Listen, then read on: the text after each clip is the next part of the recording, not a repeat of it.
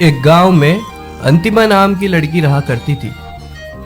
वो गांव में पाव भाजी का ठेला लगाया करती थी। अंतिमा बहुत ही ईमानदार लड़की थी। उसकी पाव भाजी पूरे गांव में सबसे ज्यादा स्वादिष्ट भी थी।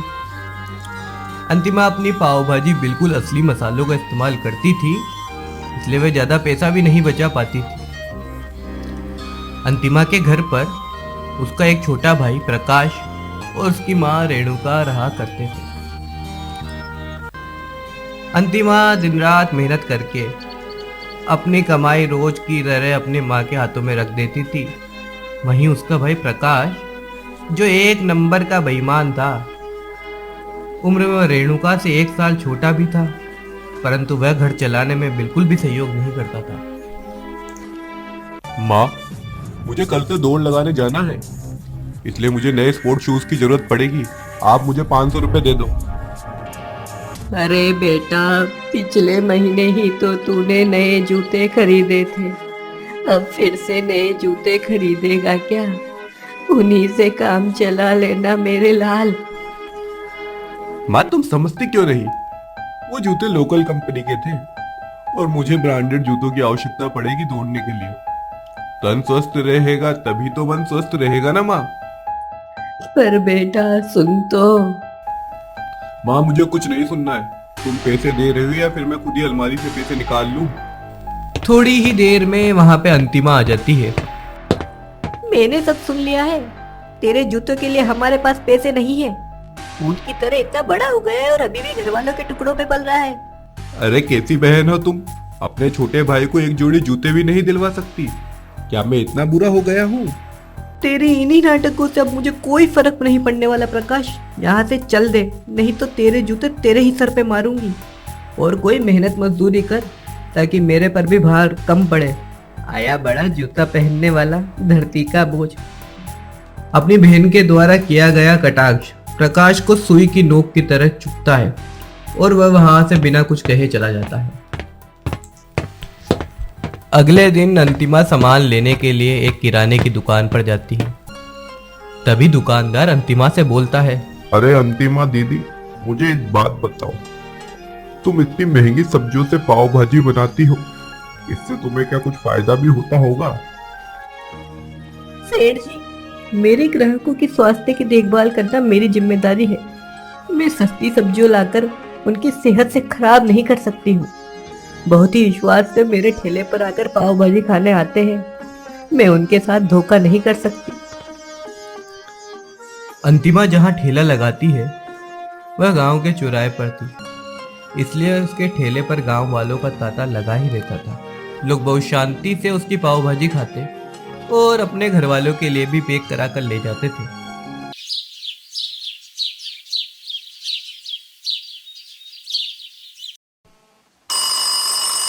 एक दिन रेणुका के पास एक फोन आता है। बेटी, तुम्हारी कोटा वाली मासी की तबीयत खराब है।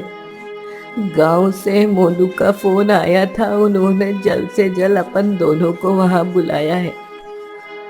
अंतिमा अपने भाई को लेके बोलती है, सुन प्रकाश, मैं और अम्मा कुछ दिनों के लिए कोटा जा रहे हैं। जब तक हम दोनों नहीं आ जाते, तुझे ही पाव भाजी का ठेला संभालना है। दीदी, आप चिंता मत करिए, मैं अच्छे से ठेले का ध्यान रखूंगा। फिर अंतिमा अपनी माँ के साथ लेके बस में बैठ के कोटा चली जाती है। अगले दिन प्रकाश ठेला लगाने चला जाता है। ग्राहक ठेले पर आते और प्रकाश को ठेले पे खड़ा होकर देख अंतिमा के बारे में पूछते। अरे भाई साहब, अंतिमा दीदी कहाँ गई? अंतिमा दीदी कोटा गई है, कुछ दिनों में वापस आ जाएगी। ऐसे ही कुछ दिन बीत जाते हैं।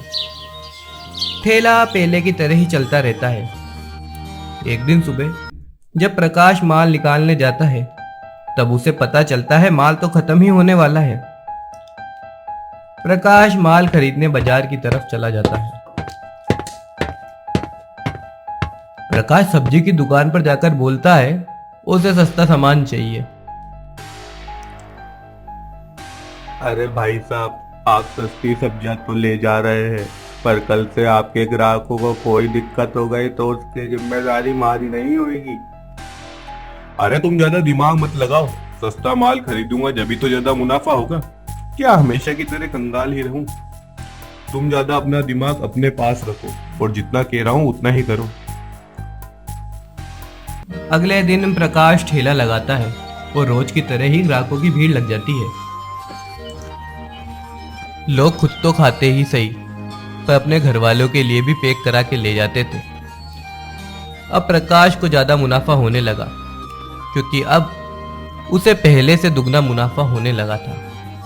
वो ऐसे ही सड़ी गली सब्जियों से पाव भाजी बनाकर बेचने लगता है। धीरे धीरे उसके ठेले पर भीड़ कम होने लगी और उसके ठेले पर ग्राहकों का आना भी कम होने लगा। तभी कुछ ग्राहक प्रकाश के ठेले के पास कुछ बात कर रहे थे। तुम्हें पता है, कल मैं अस्पताल गया था, वहां अपने गांव के 15 लोग भर्ती थे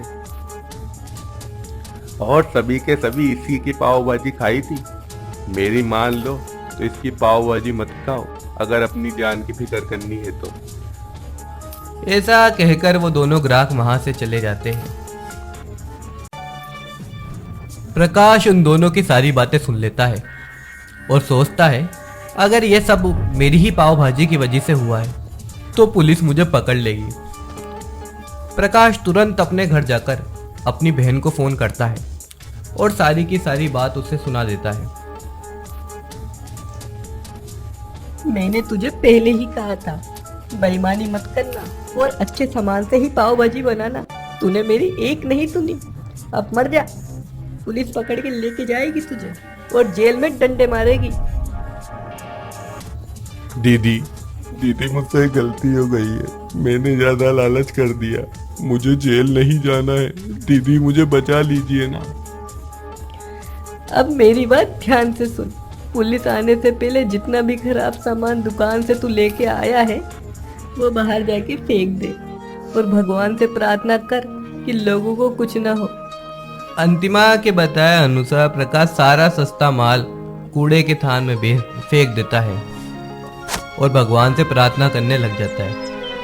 हे भगवान, प्लीज मुझे इस बार बचा लेना, मुझे जेल नहीं जाना है। आज के बाद मैं सारा काम ईमानदारी के साथ करूंगा।